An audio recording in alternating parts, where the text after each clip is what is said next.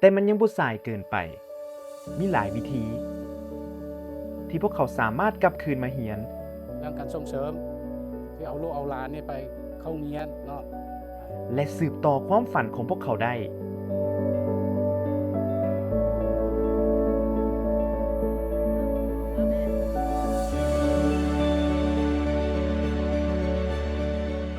การเรียนเพิ่มอีกปีหนึ่ง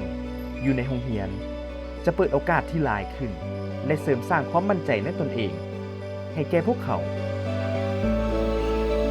พวกเขาสามารถรับประกันว่า จะบ่มีเด็กน้อยคนใดที่ถูกปาทิ่ม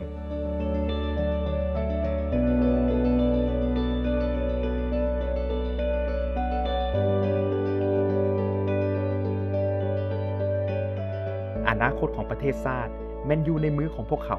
และการสนับสนุนของพวกเขา